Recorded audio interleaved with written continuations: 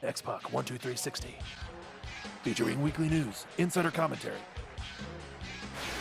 and interviews with superstars, past and present from the world of pro wrestling. A new day is dawning for DX. And now, your hosts, Sean X-Pac Waltman. Hey there, and welcome to X-Pac 12360. We're coming at you with another brand new episode. You know we've always got you covered with the week's top pro wrestling news headlines. Not only that, but joining us a little later for interviews will be Conrad Thompson, and then a little later than that, Matt and Nick Jackson. That's right, the Young Bucks will be calling in. But first, let me introduce you to the whole squad. It's Jimbo on the couch. Hello. Hello. I'm wearing my festive Young Buck shirt for those of you who are listening and not watching. I like that. I like that. Denise Salcedo, how are ya? I'm good. I'm so mad I forgot to bring my Breakfast Club shirt. So mad. Next time. They got Lula over there on the couch. Donnie LaQuasto, how you doing? Full squad here. We're all in for a great new episode. We are all in. My name is Christy, and of course, the man that you have all tuned in for, the superstar among us. Say hello to Sean X-Pac Waltman. For Christ's sakes. God. Blow a little bit more smoke up my ass real quick. Take a compliment, That's Sean. what I'm here for. Hey, everybody. Thank you for the beautiful introduction, Christy. You're welcome. Nice to have you back this week. Oh, so glad to be here. I'm looking forward to talking to Conrad in a few minutes. And then the Young Bucks. And, you know, obviously we're going to be talking about All In and Starcast. So, Yes. yeah, incredible stuff going on with all that. So, but in the meantime, let's just get all the news items. Let's get to it. Since you mentioned All In anyway, let's cover the week's top pro wrestling news headlines. X-Pac 12360 Wrestling News. Boom. Well, that All In show you just mentioned sold out in less than 30 minutes, you guys. We all know this is going down September 1st at the Sears Center in Chicago.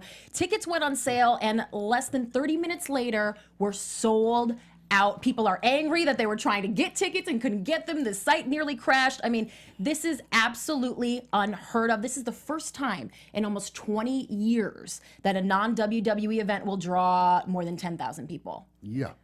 And I'm so happy because I knew it. Not only did I know it was going to sell out, but I knew it would sell out in the first day.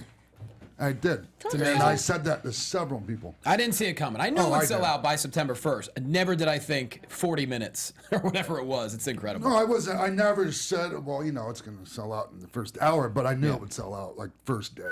Knew it. Absolutely knew it. And it's easy to say that after the fact, but, you know, I did. I have witnesses. we actually have it on record. There's like, we could probably get the clip of you saying it on the show. But it's funny because I was like, I don't know if it could happen, you know, just because I was trying to visualize 10,000 people.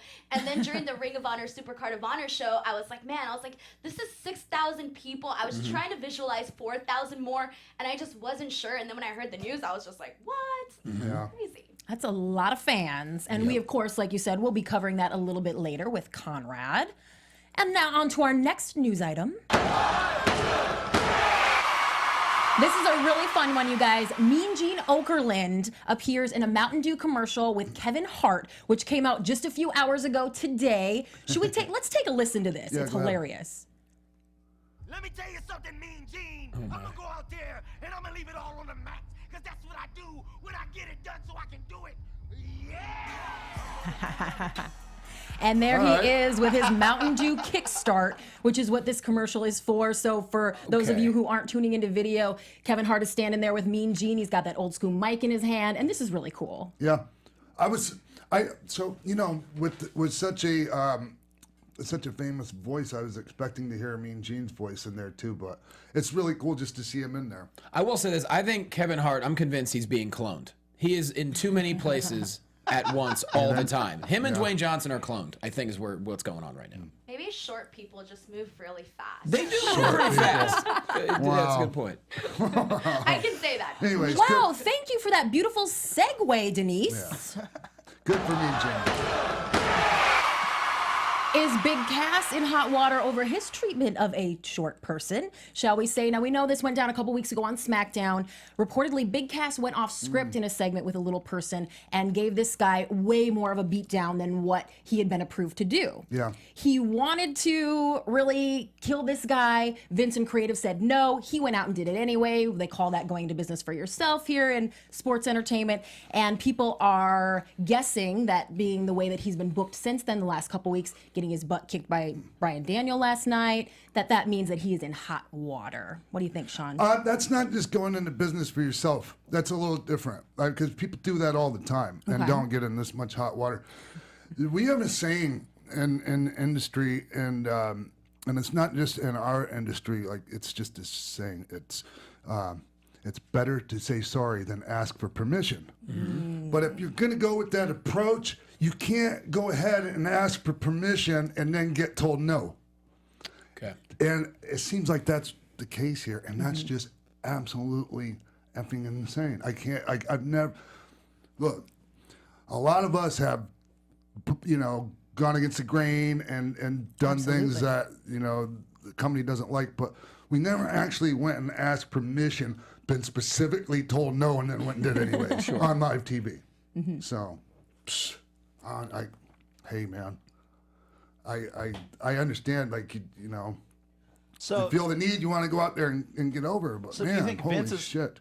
is happy that he had the gall to come and ask at first, but then to ask and be told no and then go do it anyway? Does that totally change Vince's opinion on, like, oh, this man stood up and felt this passionate about his performance, so he asked if he could go this It has little bit nothing to do with further? anything. He just was told no. It's not whether he was happy or indifferent or whatever about him coming to ask. He was told no, and then he went and did it anyways.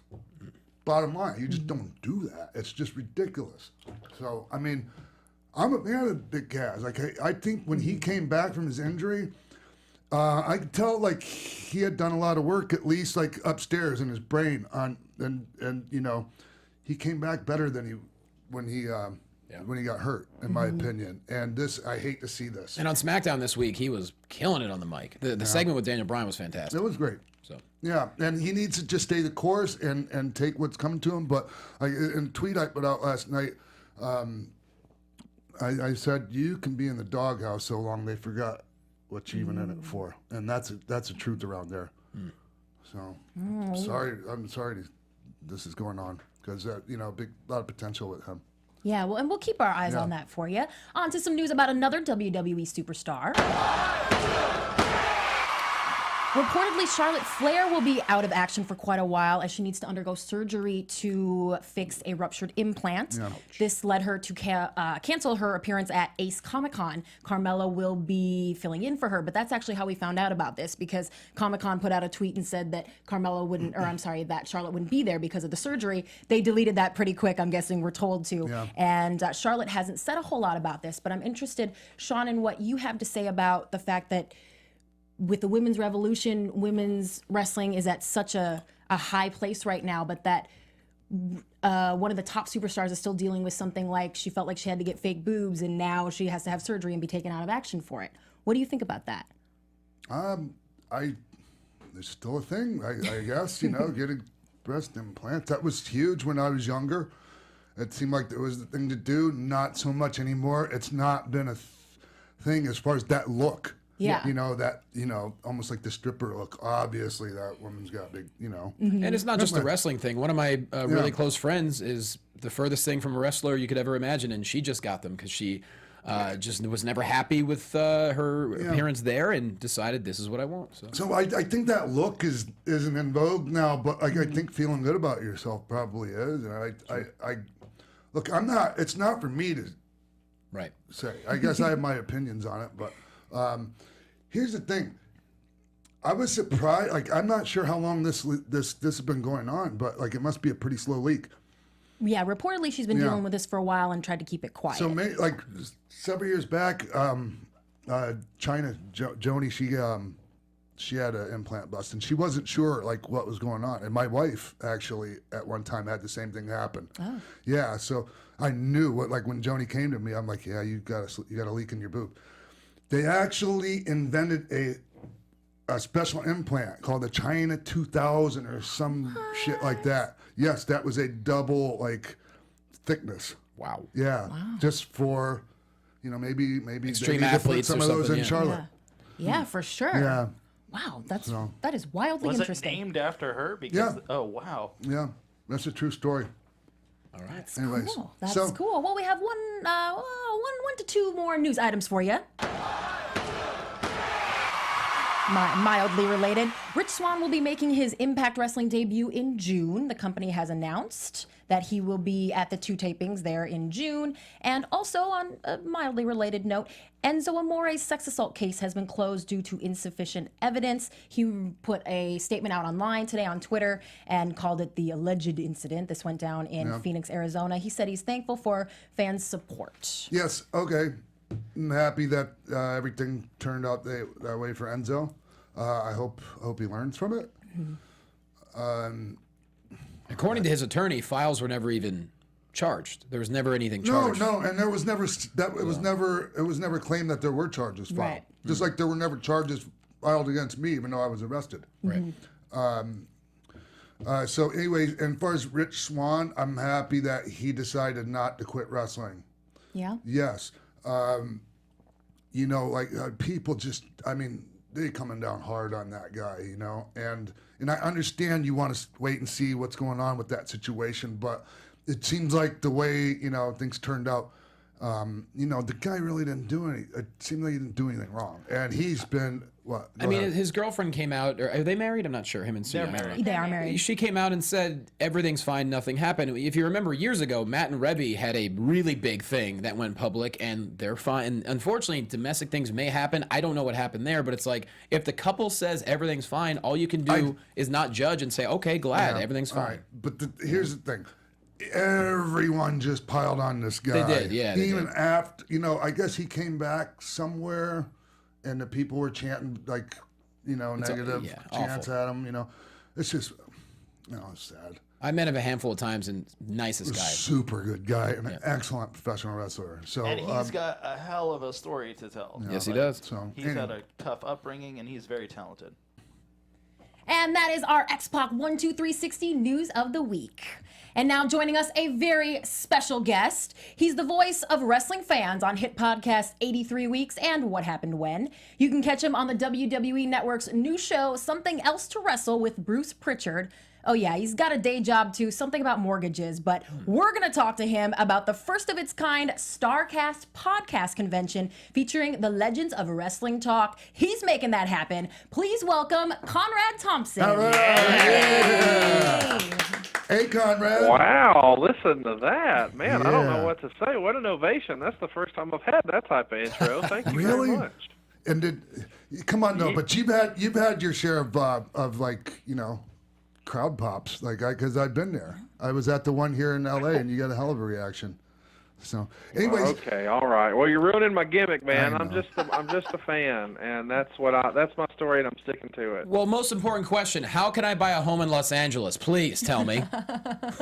Hey, you know what? I got you, man. Just go to savewithbruce.com. That's a real thing. Bruce Okay. Pritchard and I can help you get in a house anywhere in California or most of the United States. Not if you saw my bank Unlike account. a lot of Conrad. the other sponsors we promote, it's not really us. Well, this is really us, man. I'm talking to you from my mortgage office right now. I can hook you up. Okay. hey, Conrad. So, you're the man when it comes to podcasts, you have, as Christy mentioned, you got, the What Happened When with Tony Schiavone, and, Something to Wrestle with Bruce, and 83 Weeks. nothing but great reviews for the new one with Eric, 83 Weeks. Yeah, it's caught everybody by surprise. A lot of people thought that, they had heard Eric's story so many times in different platforms, whether it was his podcast or shoot interviews or WWE documentaries or his book. Hey, what else is there to discuss? Well, I sort of have my own fresh coat of paint towards things, and we really examine what the Pro Wrestling Torch and what the Wrestling Observer said, and we'll dig into what other people's books said. And the presentation and the format is maybe what's so different about Bischoff's podcast, but his approach towards the business is still fascinating to me, because whereas a lot of wrestler-hosted podcasts can tell you about, here's what I was thinking at the time. Yeah. This is the guy who was really the decision maker, who can say, well, here's what I was thinking, and here's what corporate needed, and so you really understand the business aspect, not just creative and not just the fun, but the real business aspect of here's what our costs were, and here's why we made that decision, and it's a totally different concept than what I think anybody else is doing, and we're having fun with it. Yeah, and Eric, and this is same goes with Bruce too, but Eric more so. He is told, like, in different interviews or whatever, and even in his book, he's talked about things already, but he's never been cross-examined like you cross-examine people, Conrad, and that's the great thing here, and just the things like the innovations in podcasting, like the whole the poll-driven episodes and all that. But the main thing, Conrad, is the hard work that's put into your podcast. Because, like, I know, for instance, like in one episode, you have like 40 pages of notes just for one episode. Yeah, that's right. Yeah, the platform or the show we're doing tonight is Bash at the Beach 2000, and it's going to air on Monday, but we're actually recording it tonight, and I've got 38 pages before I ever click record. So it took a while just to get all the information compiled, and then once you just sort of copy-paste the notes, and I know that a lot of people who don't really like my shows say, oh, he just reads from the Observer. Well, that's not exactly the case. You've still got to format it to where you can create a dialogue with somebody. I mean, I'm not just reading the words. I'm trying to create talking points for Eric that might be interesting and sort of frame it up. And that whole thing is very time-intensive. So it takes a lot of time before we ever click record. So I appreciate that you, because you know how difficult it is to put a podcast together, can recognize that I'm not just stumbling in there, clicking record, and hoping for the best. And it's not like...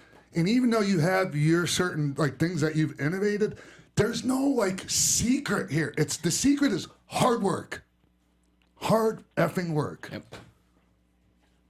Yeah, that's exactly right, man. There's a lot of hustle, but there is some salesmanship to it. In terms of, that's what I do in my real life. We joked about it right at the top. I do mortgages, but that's really a sales process where you present people different financial solutions that help them reach their goals. They don't really know what they want, so you have to ask them. Yeah. And so that's what we did with the podcast. Rather than me saying, hey, here's what we're doing today, guys, I said, well, hey, let's ask them.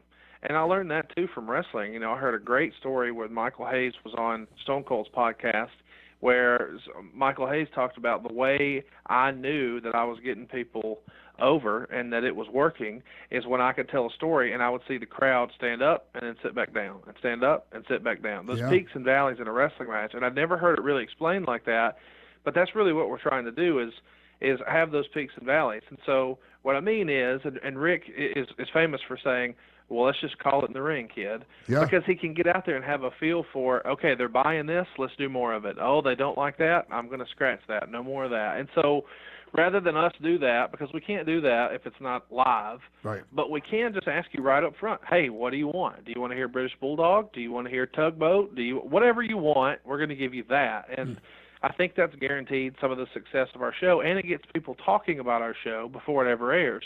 Oh, I hope they do the Tugboat episode. Well, why would you want to hear? It creates a dialogue, and that's sort of the purpose of social media, and that whole strategy has worked for us. And also, what I was impressed with is, like, okay, 83 Weeks was on the charts before it even came out. Excellent job on that. Yeah, it's weird where, we were able to do a little bit of promotion, a little bit of hype, drive some traffic, and in the end, it's weird. I don't think anybody really knows how that iTunes algorithm works, but I do know that new activity is a big metric. So that show, Eric's old show, had been laying dormant for more than 6 months. So nobody had really done anything with it. There weren't new subscribers going or new reviews going up.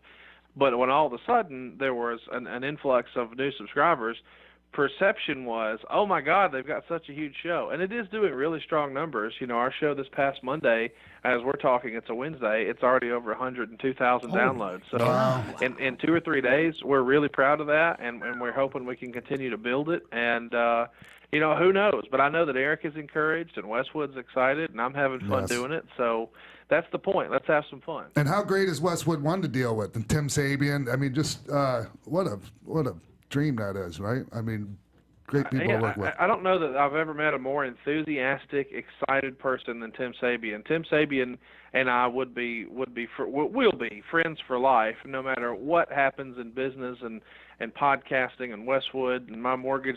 None of that matters. Tim Sabian is just a great dude and so high energy and over the top and enthusiastic, and you can tell that he's got all the self-help books and CDs memorized. He's a good dude. Right on. Hey, Conrad, so can you share with us how you got together with Cody and the whole Starcast came into being?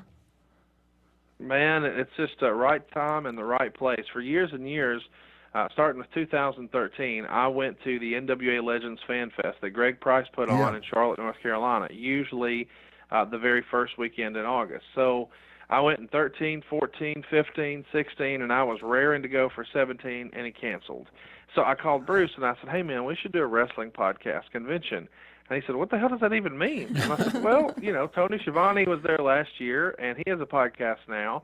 And Jim Cornette was there last year, and he has a podcast now. And Jim Ross was there, and he has a podcast now. Why don't we bring in Eric? Why don't we bring in Kevin Sullivan, and me and you do it, and we'll sort of co-promote our own wrestling podcast convention. And Bruce said, this is literally the dumbest idea I've ever heard, and I want no part of it. And I said, okay, cool. I'm still doing it, and I'm going to call the hotel. So I called the hotel, and they were sold out. So it was in my back pocket, and I thought, I'm going to do this eventually.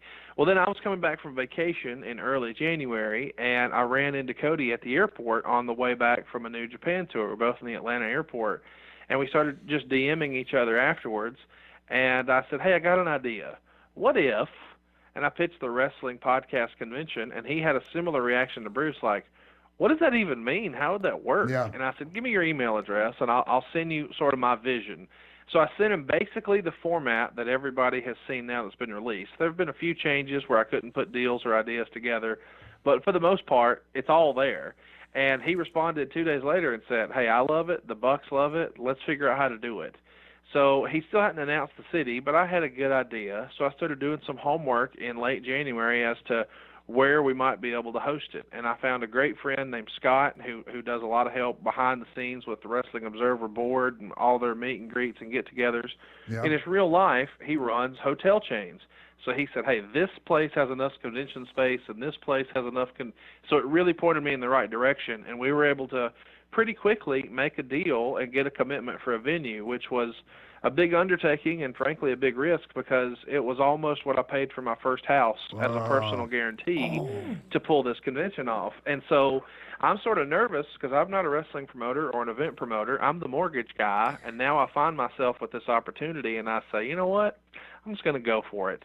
And we thought if I could sell half the rooms by July 1st, we'd be in good shape. And we teased it and teased it and teased it, and then we put the hotel on sale, and we sold out in 2 hours. Yes. Oh, man. Yes. And how are tickets going for Starcast? Well, we put tickets on sale last night at 8 o'clock, and I was super nervous. It's one of the worst days of my life yesterday, making sure all the logistics were lined up. But I made it happen, and we put VIP and all the bracelets on sale last night. VIP sold out in about 7 minutes. Silver, where we had more tickets than anywhere else, sold out in about a half hour. And gold has 100, as I'm talking to you now, has 106 tickets left. So it's going to sell out. It will be a financial success, no doubt about it. And hopefully it's a critical success because as a wrestling fan, I think I have a good, pulse on what fans want. And I've tried to create events that weekend that are things I would want to go to. And hopefully people dig it. Yeah. So go ahead. So is it safe to say you'll be staying in the honeymoon suite at this hotel then that weekend? What's funny is when we first had conversations, and her name is Sarah, and she's at the Hyatt Regency in Schaumburg. I think she thought we were full of it when I said, I think I can sell, 500 tickets to a wrestling convention, and she thought that was absurd and ridiculous. But hey, if I was putting up a personal guarantee, here we go. And then when we sold the rooms out in 2 hours, it became, what else can I do for you guys? So we went from not allowed to have as many rooms as we wanted to the next day she gave us as much more of the hotel. And even this past week, she managed to move some of the other guests that were there for a soccer tournament to another hotel. So at this point, we sold over 1,800 rooms. Wow. We've got over 1,500 tickets sold, and we've got over 20 stage events. So it's going to be the biggest wrestling convention besides WrestleCon this year, in my opinion. Oh, Conrad, congratulations, man. And you know what? Thank you so much for reaching out to me. You reached out to me, I think, probably when this all started coming together. And I even remember you coming, I even remember you saying to me, like, I understand if you don't want to be a part of it, but I couldn't understand why you would say that. Why the hell wouldn't I want to be a part of this, Conrad? Well, I'm a first-time promoter, and I know that I've sort of got the hot hand for podcasts right now, but I know that in the wrestling business, a lot of people, say, oh, we're going to bring you in, we're going to do this. They've got these grandiose plans, and then it doesn't shake out. So when you hear this sort of outsider trying to come into the business, so to speak, and he doesn't have any real experience at it, it sounds like a recipe for disaster. I mean, I'm not self-aware enough to know that, maybe I should just stick to mortgages. Maybe this could flop. I mean, that's even in my own head yesterday. Like, I hope somebody really wants to come see this. And then immediately when I tried to buy VIP, I was like, why won't it tell me that any are available? And I log in the backside, and I'm like, well, I have 6 left. That's why they're all gone. I mean, it was fascinating to me to see how fast it went, but it caught me by surprise. So it wouldn't shock me if, someone like you who'd been around the horn and dealt with really bad promoters who promise you something and then don't deliver. Yeah. You and I were really good friends on a real-life basis, but maybe you shouldn't do business with friends, and maybe he's a first-time promoter, and I got all that, so I didn't want to assume, oh, he's in. Yeah, but you know what, Conrad? See, I consider myself a visionary when it comes to things in the industry, and I know when I see something that's a good bet. And I knew right away, just like I was telling everyone here earlier, I knew that All In would sell out in the first day. I knew it. Not only did I know it would sell out, but I knew it would sell out the first day. And so I knew this was going to be a big deal, incredible. Conrad. Well, I appreciate your confidence in me, man. I guess we should mention to everybody that if you haven't already, you need to make plans to be in Chicago over Labor Day weekend, because you're bringing, what I think is maybe the most kick-ass event on Saturday. Mm-hmm. It's X-Pac 1, 2, 360 degrees of the NWO with a reunion of Scott Hall, Kevin Nash, Sean Waltman, and Eric Bischoff will be in the house. Nice. So the gang's all here, man, and there'll be an opportunity for photo ops, and it should be a lot of fun for everybody. Do you know what else is really cool is the War Games, the one with the War Games stuff. That was really cool to me. And Conrad, what's fun is I found myself chasing weird things. So like yesterday, I had a lady who works here for me at the office, the mortgage office, calling around to find someone in Chicago who could make like a panel for a steel cage. Yeah. And that's a really weird thing to call and ask a fence company for. Hey, man, ever watch professional wrestling? Yeah, well, I need like a quarter of a cage. Could you bring me a quarter of a cage? And we're going to have that for J.J. Dillon, Tully Blanchard, Road Warrior Animal, and Lex Luger, and that ought to be a blast. They're going to watch an old War Games match, give you alternate commentary on it, take questions, tell stories, do the photo op with the big cage. It ought to be awesome. And you know what else is cool, Conrad, is you have it's kind of diverse. Like you've got people from all the different generations there, and also some people from the internet wrestling community. That I'm a fan of the Botchamania guy, Matthew. I'm happy you're bringing him in. What's weird is I think a lot of people were probably wondering, what the hell I was thinking there. But I've enjoyed his videos, and I know some guys in the business don't get it, but if you don't take it too seriously, it is funny, and he never does appearances like this, especially here in the States. So when I reached out to him, he was thrilled to even be invited, and he's going to make us a custom video that's like an hour long. And what we're going to do on Thursday night is we're going to have my buddy, a morning show host and stand-up comedian, Cassio Kidd, tell some jokes and warm up for Ron Funches, who is a headline act anywhere in any comedy club across the country. And then we're going to invite Tony Schiavone out. And those 3 guys, 2 professional comedians and Tony Schiavone, are going to watch a very custom, unique, greatest hits of Botchamania with Matthew. It ought to be a once-in-a-lifetime deal that I think is a can't-miss event. That's great. You know that when I did my Get High and Watch Wrestling event with Ron, that I had Matthew make me a custom bot botch video of all my greatest botches that we used in the very beginning. I did not know that. Yes. Wow. That's hilarious. Yeah. Some great minds, man. Yep. Conrad, I feel like the key word that you said a few minutes ago was fascinating. From the live press conference on Sunday, here we are on a Wednesday. That's 3 days. And in 3 days, not only is All In sold out, Starcast is blown up. For those who still haven't gotten on board, the whole lineup's incredible. Starting Thursday all the way to Sunday, tell people about how they could still possibly get involved. Are you putting a cap on the number of tickets at some point? That's it. Yeah, we already have. You know, we've sold 400 VIPs, and we're not going to release any more. We're going to sell 600 golds. I'm at 494 right now as we're speaking, and I've sold 500 silvers, and that's it. Now we're going to have general admission weekend passes, and that's really valuable. So if you miss your opportunity to come see some of the stage events, I want to tell you we've got a who's who of superstars lined up for this. Of course, we've got Cody, the Young Bucks, Marty Scurll, Hangman Page, all your new favorite All-In stars. But we've got, you know, the good guys from back in the day too, whether it's Kevin Nash, Scott Hall, X-Pac, Christian, DDP, Terry Funk, the new Hall of Famer Jeff Jarrett, old school Jerry Lawler. We've got Billy Gunn, Road Warrior Animal, Tony Schiavone, Tully Blanchard, on. And we've even got podcasters like Conan and Eric Bischoff and Bruce Pritchard. But how about some random folks too? Macaulay Culkin is going to be there, which I can't believe. With Bunny Ears, his Bunny Ears podcast. Yeah, exactly. So we're bringing stars in, and every day people are hitting me up. I've just had inquiries from big names just today who would like to come in and attend. So even if you just pick up a weekend pass, you're going to have an opportunity to get your pictures made with all those guys and buy merchandise and photos and whatever you'd like to do. But we've got a common area thing that I'm really particularly proud of, because I've always thought it would be fun to have, you know, a fun photo op or a fun sort of interactive experience. And what I did is I went to great expense to pay a guy to recreate like the backdrop from the old WTBS set, like those gray squares. Oh, wow. And it's going to be there. Yeah. There you go. And so we've got that as the background, and I've got Tony Schiavone getting a new Jim Crockett Promotions blazer made, and I found an old school mic, and you're going to be able to stand in front of that backdrop and cut your own Hard Times promo and film it on your phone. And Tony, the real guy with what looks like the real set, and a jacket that looks identical, and a microphone that looks identical. We're going to recreate that for both WCW and the WWF. We're going to use the heel locker room, and Sean Mooney will be there in a tuxedo doing the same thing. Wow. And then for ECW, we've got the backdrop of the ECW arena, and Joel Gertner will do a little dirty limerick custom for you.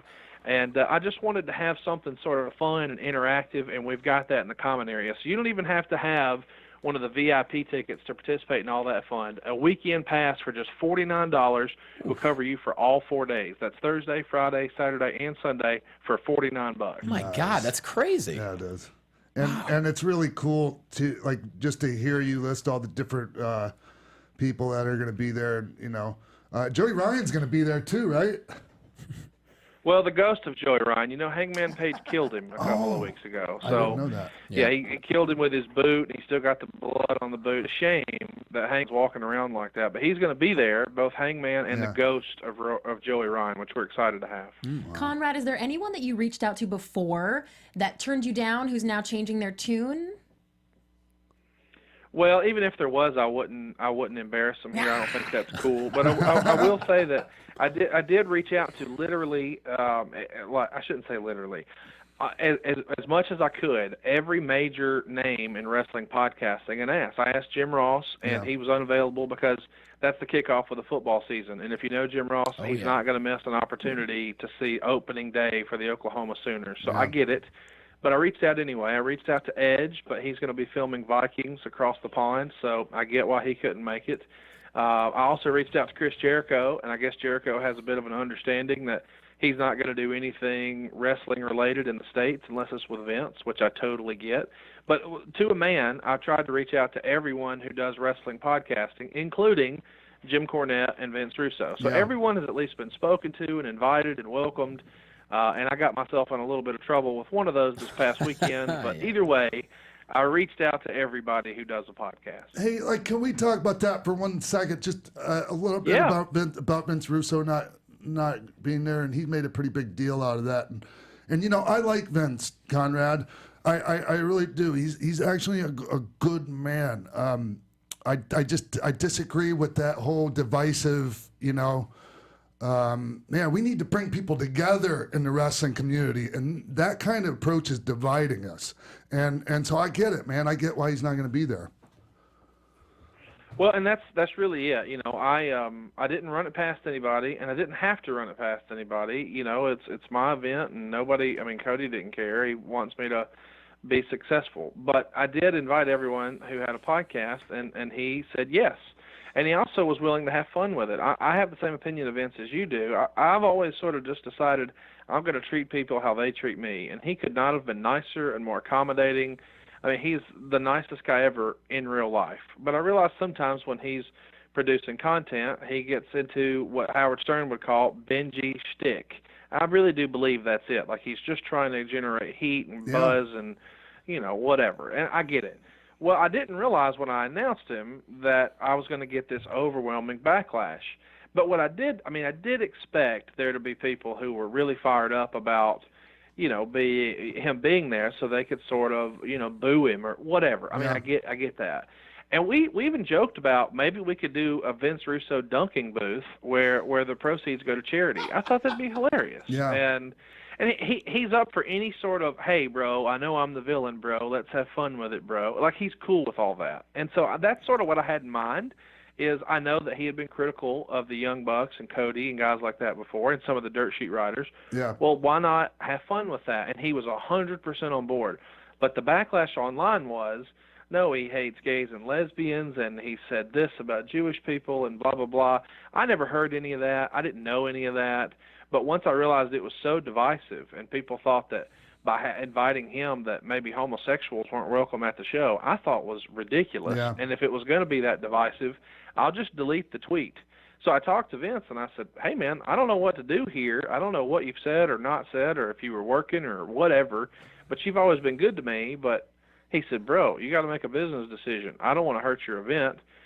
Take me down, and we'll figure out something else we can do in the future. I'd like to work with you in the future. And I agree. I'm up for doing something with Vince. Yeah. But if the spirit of this event is we're going to have a Papa Bunk jam session, with Frankie Kazarian on bass guitar, and we're going to have an old-timers breakfast, and, it's so over-the-top, silly, and fun. I mean, karaoke with Marty Skrull, like Botchamania. The whole theme is we're going to make you laugh and have a good time.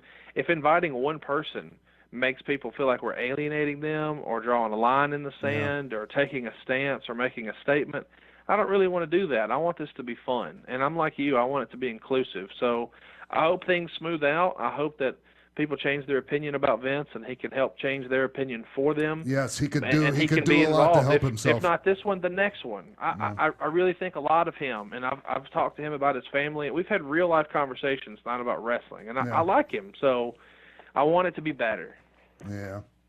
Yeah. That's the part that Anyways, enough about Vince. I just wanted to bring that up because, like, it's kind of it's something that people are talking about, and I don't want to pretend like I don't want to just ignore it. So, Conrad, you know how these podcasts. No, I'm glad. I'm sorry. Go ahead. No, I'm sorry. I didn't mean to cut you off. I was just saying I'm glad you did because, Cody was in a bad spot last week because I hadn't been quote unquote outed as the promoter. It wasn't a secret. I mean, I'd literally asked every wrestling personality in the world if they wanted to participate. Yeah. I'd worn the shirt on TV and drank out of the cups and had the sign behind me on Wwe Network.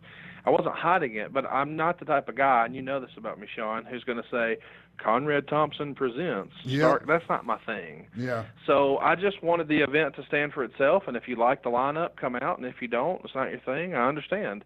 So when I announced Vince Russo through the show account, one of the internet reporters decided to say, hey, look, here's who's responsible for booking the most vile name in the history of wrestling.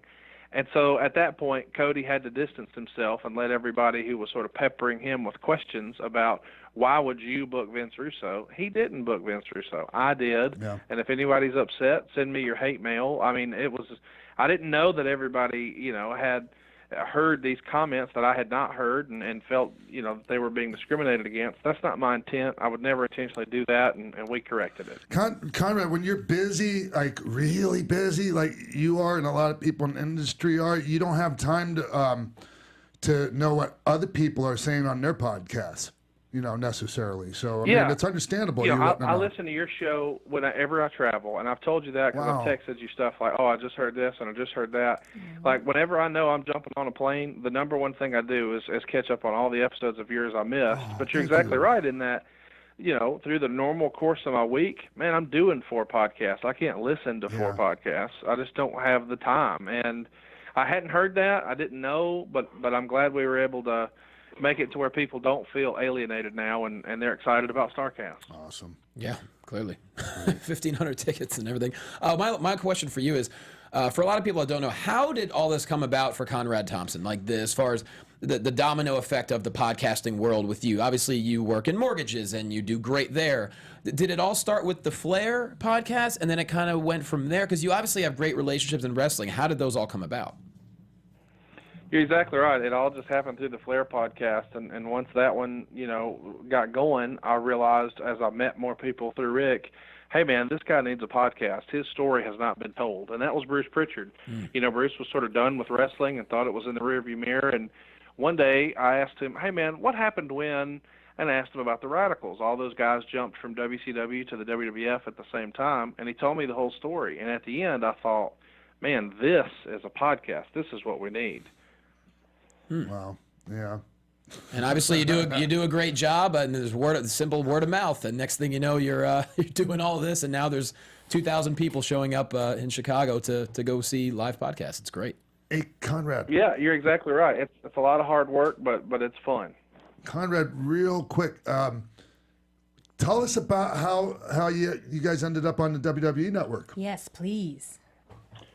They sent that survey out, the WWE did, asking, hey, and this was late last year, fourth quarter sometime, would you be interested in this type of content or that type of content? And one of the things they pitched was podcasts on the WWE Network. And I guess they got good response from that because they reached out to us, and I know they reached out to a few others about we might be trying to put something together, here's what it would look like. And at the time, I told Bruce I didn't really want to do it. I mean, I didn't want to do it because I felt like they would try to interfere and change the show and the whole thing. Yeah. So time passes, and they do the little poll for the Raw 25th anniversary. Who are you most excited about seeing on Monday Night Raw? And to the surprise of everyone, us included, Stone Cold Steve Austin and The Undertaker came in behind the Brother Love character. Wow. Bruce Pritchard was number one.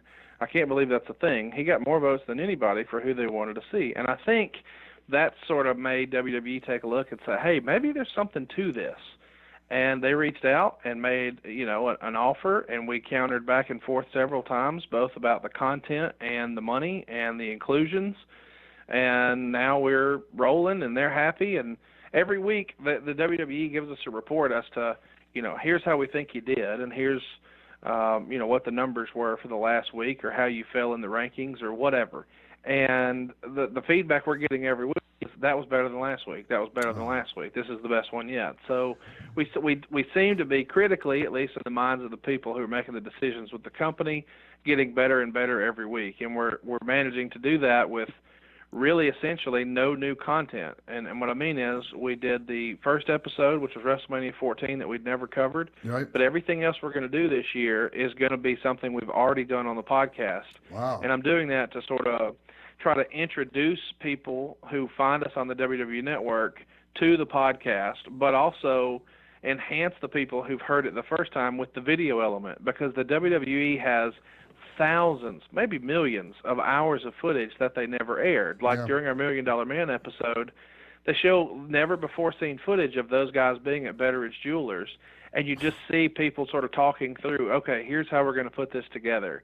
And they would really have no reason to ever show that. So I'm glad that our show gave those guys in the studio a reason to dig through the archives, find that, and show it for the very first time. Is that the jeweler that put the one little diamond in the back of the $1 Million belt? You got it. He made the $1 okay. Million belt from scratch. Yeah. And that whole process and shooting those vignettes with the $1 Million Man wearing Vince McMahon's cape, that's a real sentence. They have all of that on the show, and I think it just adds so much to the podcast to have that visual component. Oh, absolutely. That's why I'm really grateful that we have that here. It does it, and it's really cool to have that. Have you finished any shows for the network where you went, oh God, we're gonna hear about that one? Well, I tried to do that in the Content-wise? first one. You know, so many people came out and were sort of boo-birds about us doing this, saying that we'd sold out and that they were going to neuter the show and that we were going to be shills. So I tried to do and say everything I could in the first one to just let everybody know, no, we're still the renegades of podcasting and we're doing everything that we're not supposed to. And to my surprise, they left almost all of it in. They've loosened up on the language as time has went by, but they left everything in. You know, even when I got to a point where I talked about how I thought it was ridiculous that Owen Hart lost like 7 matches on pay-per-view or TV in a row to Hunter, and I, you know, waved to the camera after I criticized it and say, hey, Hunter, you know, just as a way to our fan base knows, hey, I'm still doing what you expect me to do on the podcast. Sure. I haven't deviated. Sure. I love it. And bottom line is, I don't think it's going to be dirtier than Camp WWE, so I think you're fine. Yeah, you know, that's what's funny is they've got that on there, and they're just, you know, ripping the language left and right. And I even saw a piece of a script that hasn't aired yet, but if it airs, it's unbelievable that they would actually air that. But that's when they were like, you know, hey, say whatever you want. It wasn't a surprise to me. But when I watch and they called it blade. They bladed out the F words. I wish they would have put a beep over it, like censor me so you know that I said it, and add to it instead of sort of the beep makes it a plus sign, not a minus. Exactly. And the F word I'm talking about is federation, by the way. Oh, That's really? the word. Like you can't say federation. Yeah. Can you say wrestling? Oh yeah. Oh yeah, It's you in can the say title. wrestling, and so that's the thing is they tease us on the commercial as saying it's the #1 sports entertainment podcast, and so I introduced it that way in the first episode, and then I said, "Who am I kidding? It's a pro wrestling podcast." Nice. I'm not going to call it that. I mean, what would that be? Something to sports entertain with Bruce Pritchard? I'm not doing that. I love it. Hey, Conrad, I'm really grateful that you took the time to come on and talk about this. This is such an amazing time to be a fan, to be in the industry, and just I'm really grateful to still be a part of wrestling right now. And thank you for helping make it a better industry, Conrad. Thank you so much. Well, that means a lot for you to say, and I got to tell you, as a fan, this is maybe the best week ever. You know, I was on a SmackDown commercial last night for a Roddy Piper episode I'm doing on the Wwe Network today.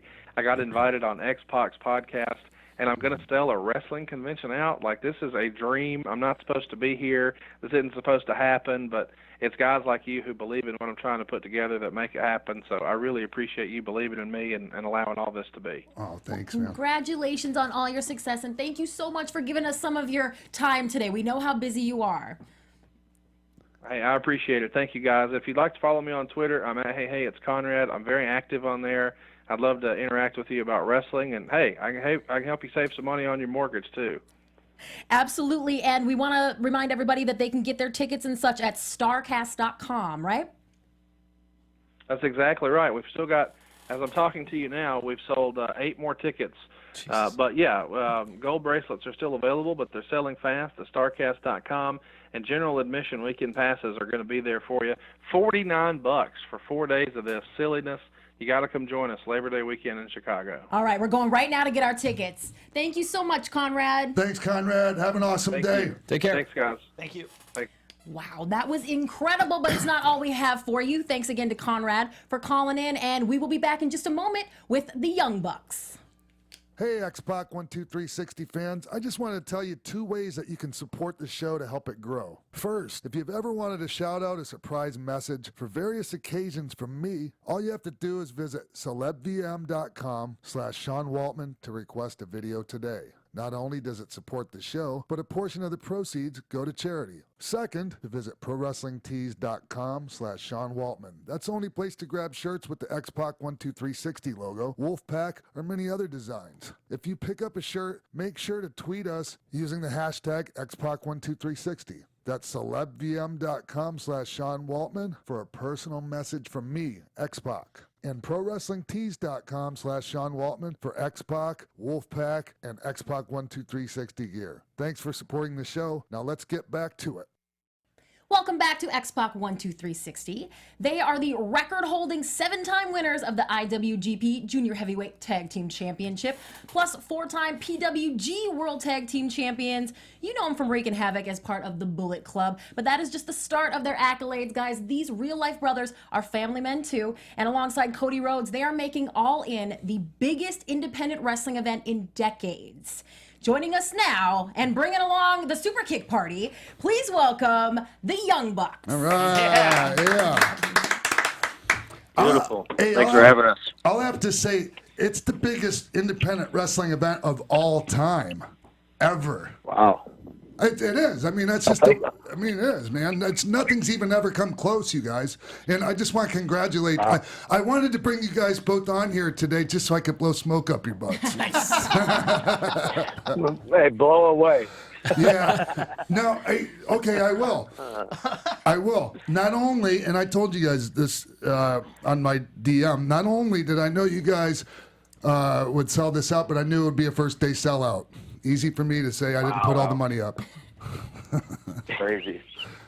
I don't know how Nick feels, but personally, man, like I think I thought a good day would have been for the first 24 hours. We would have did maybe 5,000 or 6,000, and I thought maybe week one we would be at 7, and that would be great for us. And then I thought it would maybe slow down a little bit. We'd maybe have to go old school and put up some ads during Raw or do some radio stuff to really push the last 3.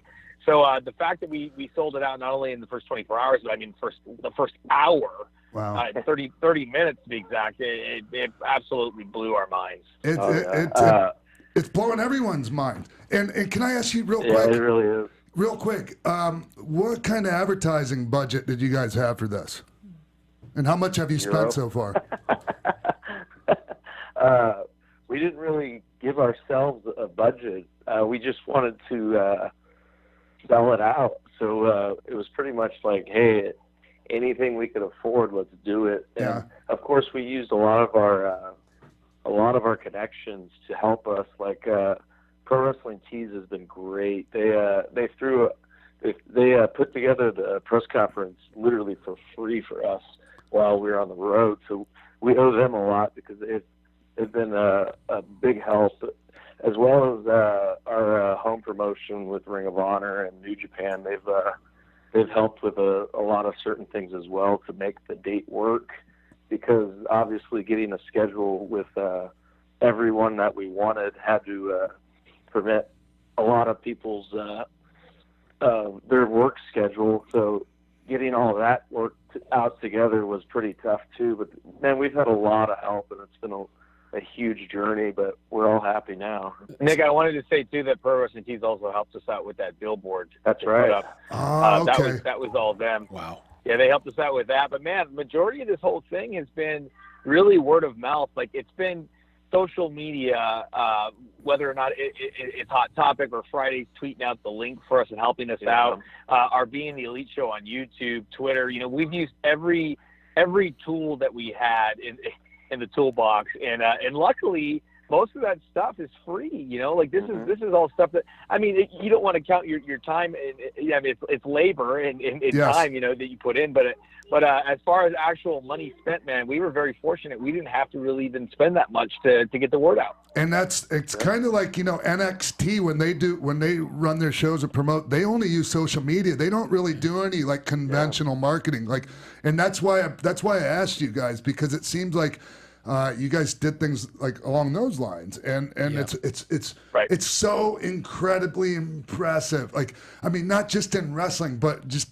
in entertainment and live events. This is amazing, you guys. And to follow that up, aside from both of your followings and on, you know, Twitter and Cody and everyone else, the All In Twitter itself, I think, has over 40,000, and that is an organic following. It's amazing. It is Yeah. crazy. So Yeah, that Twitter, man, it blew up within the first, like, we had it up for a day and we were already at like 20,000 followers.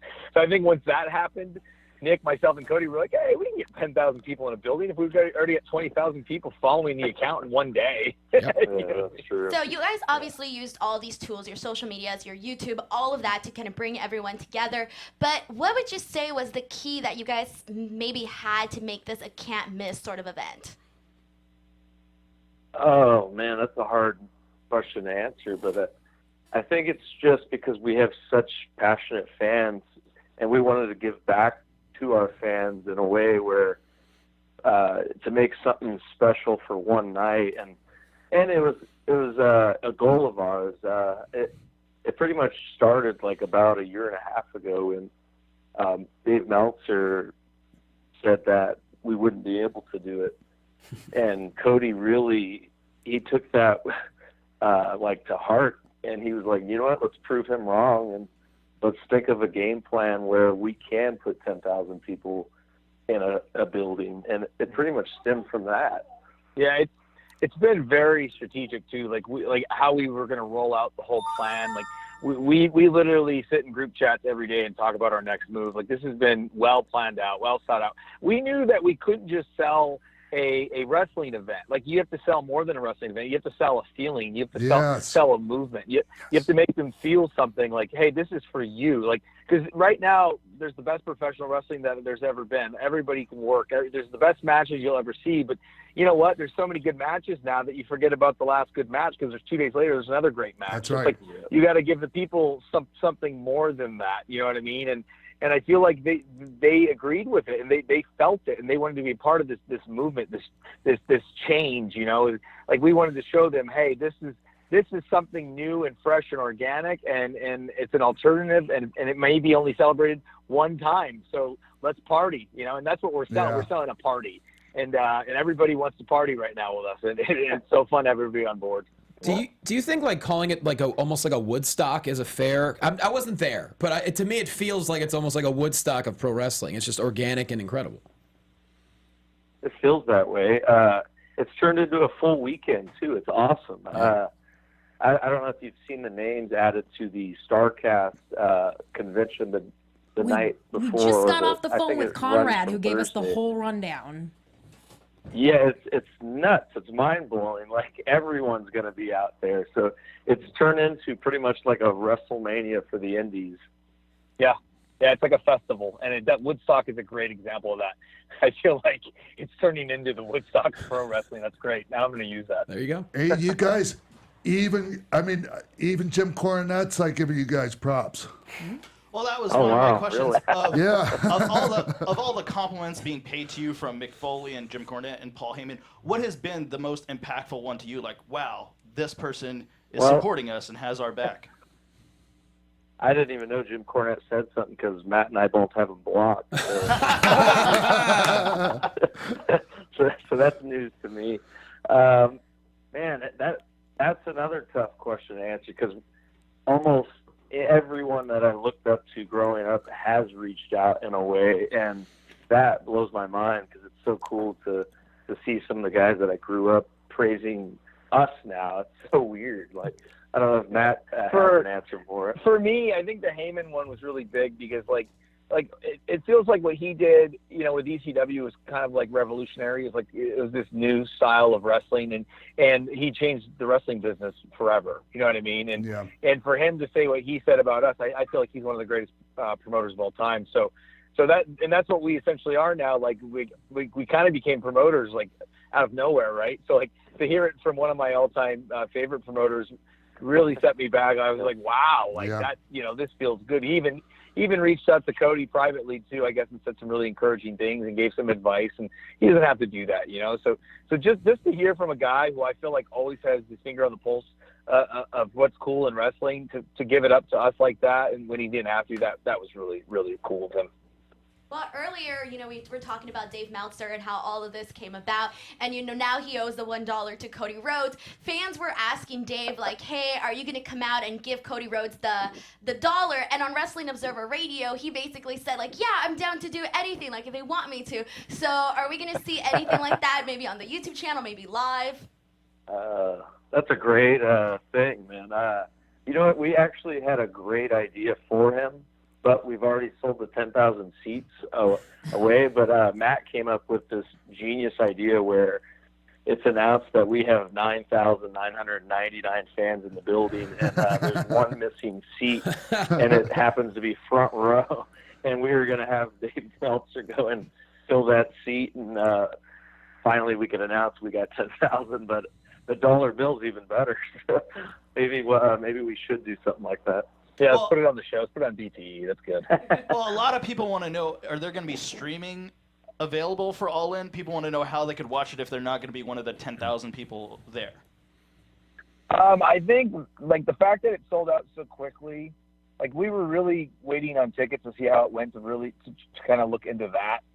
But the fact that it sold out that quickly, there's a good chance. We haven't decided yet whether or not we're going to, and I don't want to, like, say yes and then we don't end up doing it. So, but right now we're definitely working on it. It's not yes, it's not no, but it looks pretty promising, I'd say. Of all your people that are under WWE contract right now that are your friends, who do you wish you could have be a part of All In? Oh man, I would have probably. Man, that's hard. I would have to use at least a few. AJ Styles and Kevin, I would probably say the first two, as well as Sami Zayn. But, yeah, I would like to use a lot of the guys though. What about you, Matt? Man, Nick kind of stole my answers, but oh God, I feel like giving a team like who hasn't really since they got called up, they haven't really had a fair shake. I'd love to have the Revival on the show, and I'd love to do the Young Bucks versus the Revival. Wow, that'd be my match probably. I'd love to have Claudio on the show. I mean, selfishly, just any of my old friends, like I'd pretty much invite them all. Funny, I'm surprised Adam Cole hasn't been there. We actually contemplated maybe contacting WWE about a Revival Young Bucks match at All In, but we're like, you know what? We don't want to make it about them. We want to sell this show out on our own, so that's why we never reached out. Right. Yeah, no, I agree with you guys on that. I think, and yeah, that does sound like a great match, but I think it is important that you keep this, your guys' thing, and not be, looking to WWE for anything on this. Do you think you guys Right, it kind of defeats the purpose of the whole thing. Exactly. If we did that. Do you guys think you have them a little nervous right now with these ticket sales numbers and all the attention that you're getting? Oh man, I'm excited. I wouldn't say nervous. I feel like more excited. If there are any nerves, I feel like the nerves are like now the pressure's on to have a really, really home run of a show. But we were planning on doing that either way. So, the pressure's on. I think the nerves went away as soon as we found out the tickets sold, because that's what we were most nervous about. We didn't want to perform in front of no one, with our names on the line. It would have kind of hurt our reputation if we didn't sell the amount of tickets that we did. So now I think it should be easy from here on out. He said, you guys, you don't really have any matches announced. I think the only one is the NWA World Title match, right? Yeah, Yes. That's correct. That's We're still we're looking into what would be the best card with the talent we have lined up. We still have a few names we haven't announced yet, so we're still getting there. So we don't even have an idea for our match yet, so we're not sure what we're going to need to do yet. Well, we have too many ideas. Like that's the problem. like Nick and I have changed our match like 7 times already. So it's like it feels like it's still 4 months away. So we don't want to really announce too much in case something happens. Someone gets fired, someone gets injured, someone becomes available. Like wrestling is just changing every day. It's like we don't want to give away too much until it's absolutely definite. You know what I mean? Do you think it will be hard to go back to working for other promoters now that you've kind of experienced being the one who's in charge and calling the shots? Well, you know what? Ring of Honor has been so good to us the last, I would say, 2 years. It almost feels like we are part of the booking committee / promoters, even at Ring of Honor. And now Matt and I are starting to get a lot of creative input for New Japan. So it doesn't feel that much different, to be honest with you. So I don't know. It just feels cool to be a part of all of this. Like it feels like we're running a lot of it on our own, like with the promotions I just listed. So, but fellas, has your opinion about promoters in general changed since you've become promoters yourself? Yes. I respect them a lot more, and it's a very, very hard job, and it's hard to get everybody to like you because it's actually impossible because you're going to piss people off and people are going to be upset with you. So, man, I have so much respect for every promoter I've ever dealt with. I mean, the financial risk. I mean, there's so many things involved here. Like when it comes to that people don't. That when we're on the other end, when we're just the talent, it's easy not to think about those things. You know, like, and we're complaining about payoffs and how much are we really drawing? How many dollars are we really personally drawing to be complaining about payoffs? Not that there's. Not that there's not shitty payoffs in wrestling, but sometimes there's a reason for it. Oh yeah, right. You're right. Well, Definitely. Yeah, they have so much more responsibility than I think they get credit for, to be honest. Well, this isn't your first time promoting a show. High Risk Wrestling, you guys ran yourselves out of your backyard with your own ring, and seeing how successful All In is become, it makes me think of this backyard show you guys used to talk about wanting to run with all wrestlers that are established now that used to be backyard wrestlers in a backyard. Seeing the success of All In, is that something that you guys might do now? It's funny you say that. That was actually supposed to be episode 100 of BTE. It was supposed to be a backyard show, but everyone I pitched it to turned it down. I had been thinking about it for probably 6 months, and even Matt didn't like episode 100 being in a way where it would look like that. They all wanted more emotion, and I can't complain with what we end up doing that episode with, but I think we'll eventually do something like that. It could have always been a dream sequence on being the elite. And then it just vanished. It's like, it really wasn't a backyard match. Like when you signed with the Fed, and that was all just a dream. Hey, so fellas. Yeah, that's true. Hey, fellas.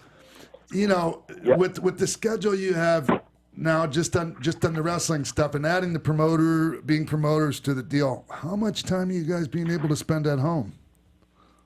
Man, it's been probably 30% of the year for this year. It's been pretty tough. Wow. Yeah, this has been the most we've ever been on the road ever. The ROH schedule's it's usually pretty easy typically, but this year it's been a little busier. And then we've taken a lot on internationally. Obviously, we're in Japan every 3 weeks usually, and then man, we've just been going. We do a lot of international stuff lately. We do a lot of conventions lately too. Like I was telling you guys before we went on air, we're going to be in Buffalo. We leave tomorrow for Nickel City. Oh, Nickel City Con. Yeah. Nickel City Con. I'm sorry. Yeah, and we'll be there for Friday and Saturday. So we're picking up a lot of those types of bookings as well now. It's not even just the bookings now. It's like between our show and everything else, between All In is just, man, we've been so slammed. So it's a bummer because it feels like we haven't been at home as much as we usually are. But we've made the summer a little bit lighter than usual. Like next month, I'm taking my family to Hawaii. We're gonna go to Maui. Oh, great. For a week. It's like it's just trying to. It's very important to us to still get that time with the family. Well, yeah, and you know, Matt's been taking his wife on the road a lot lately too, so that helps him. Yeah, and she's been helping us out a lot with. Yeah, she's pretty much become our agent now at this point, so she's starting to do a lot of that work too, and she runs the entire Young Bucks merch. Good empire out of our house. Yeah, hey, she's very very much in the business now. I'm not afraid to bring up that you guys. I think maybe we're the first guys and maybe the only guys in Ring of Honor to say no. We're keeping all our merch, and you guys are. Oh yeah. Yeah, and that's a. Is it too personal for me to ask like how much of your income comes from merch, as opposed to live events? I mean, not dollar wise, but just oh wow. Oof. Yeah. Yeah, it's probably it's close to half, I'd say.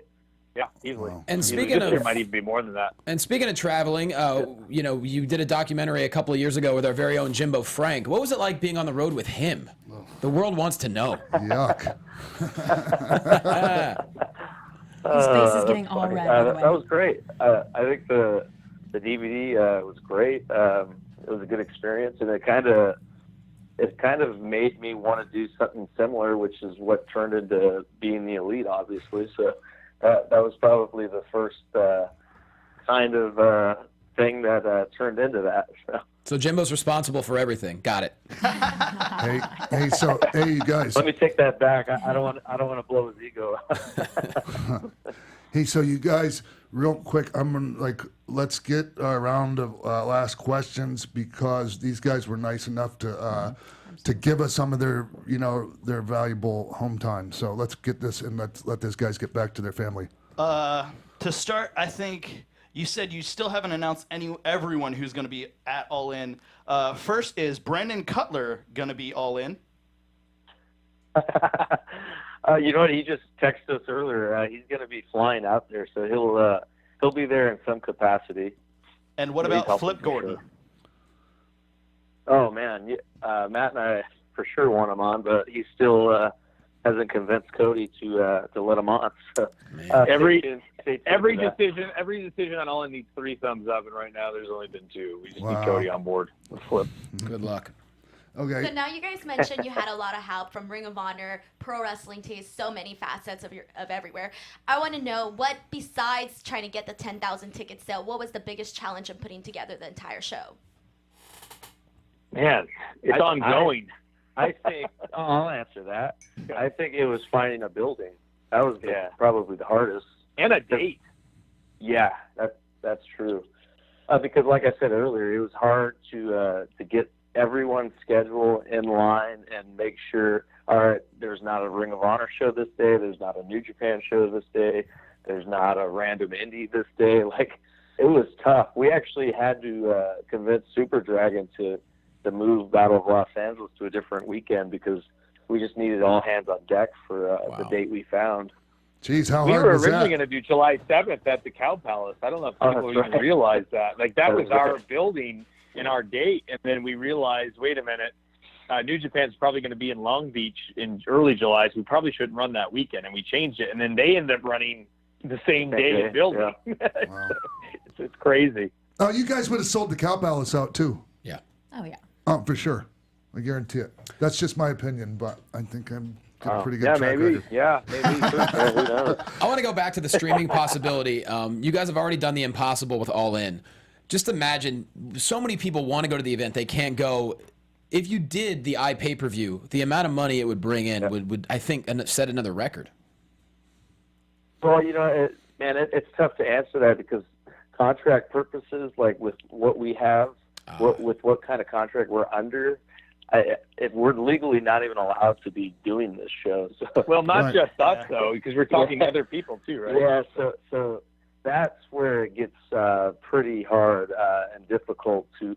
It's going to be having to try to convince all the parties involved that this is the right decision, and you know how wrestling politics are. So I feel like if anybody can do it, though, it's us. Like, I feel like, you know what I mean? Like, if it comes down to that, I think it's a couple of phone calls that Nick and I can make and Cody can make. Yeah. I think, if anybody can do it, it's us. And I think people realize that this is big for wrestling. So maybe, people will let us do it, and because I would like to see it happen. So, I mean, I guess we'll see. Hey, real quick, talking about, making phone calls and doing this and that, let's real quick before you go talk about how great it is for, New Japan, ROH, all these different people and different promotions and wrestling, all cooperating with each other and making it a better business, a better industry overall. Oh, yeah. Man, you're right about that. Matt and I have always said that if we're not in the WWE, we all should be working together. Yes. Because they're a giant. No one's ever going to compete with them. But hell, if everyone joins together, we could at least make it interesting. Right? Yes. Yeah, and you guys have, and I'm really personally very grateful to you guys for making the industry a better place. And thank you guys so much for taking your time to come on today. Absolutely. Thanks for having us. You're someone we've always looked up to, and we're always happy to talk to you. Thank you guys. for Sean. Thanks, you guys. And real quick, social media stuff. Go ahead. Oh, sorry. Okay, one last question. I know this is so far ahead, and you guys are probably not even thinking about that yet. But everything that you guys been through, everything that you guys done for the show, do you think that you would do it again and All In too? Oh man, Oh man. I think it depends on like maybe ask me once the show's happened and if I've enjoyed myself, Yeah. and it wasn't so, and if it didn't, take over my entire life, and I don't know, like I'm so in on this first one still. I guess I would just want to see how I feel afterward. Obviously, there's already been discussions and talks and locations about doing a second, and we're always thinking about the next thing. That's what we do, the next phase. So I don't want to say anything, but it's definitely not out of the question. The fact that it sold out in 30 minutes, it's like, all right, if we did another one, it'd probably be a big deal. Maybe we move to a bigger building. I don't know. I don't know. Don't say yes yet. All right, Nick, Matt, thank you again for calling in. This was just fantastic. We always love to hear from you. So we've already given them all the info on where they can get tickets and all that. So is there anything you guys want to add, anywhere you're going to be, or social media? I just want to say thanks for everyone who has supported us. We're nothing without the Young Buck fans, and they've literally made us who we are today. So just thanks for everyone's help. Yep. And you can follow along with us. Every week we have our YouTube series, Being the Elite. You can go to beingtheelite.com, subscribe to the show. We put out some content every week. Then we're on Twitter. I'm Matt Jackson13. Nick, what's yours? Nick Jackson YB. All right. That's about it. All right, cool. Take care, guys. Thank you, guys. Hey, I look forward to seeing you fellas soon, and enjoy the rest of your day with your families. Thanks guys. Bye-bye, guys. All right. All right, that was great. Well, I think, are we ready to shut it down, Sean? I think so. Yeah, well, tell everybody where they can find you on social media, crew. You can find the show on social media at xpac12360. Let's start that again. Can we do that again? Take two. Go, Jimbo. Just No? forget it. Just Follow Sean on Twitter at The Real X-Pac. The show on Instagram, X-Pac12360. Facebook, X-Pac12360 Show. Buy the t-shirts at ProWrestlingTees.com/Sean Waltman. And follow me on Twitter at Jimbo in the Booth. All right, Denise. You guys can find me on Twitter and on Instagram at _Denise Salcedo. Come chat with me. I always like to talk to new people and make new friends. John? Jay Quasto on social media, Championship Wrestling from Hollywood every week on Fight TV. And August 24th, Pittsburgh Grand Hall, Blackcraft Wrestling, their first ever iPay-per-view. I'll be there too. All right, go and see them. You guys can always hit me up at Christy Reports. Take us away, Sean. all right. We'll see you all right here next week on AfterBuzz TV, Westwood One, and the Jericho Network.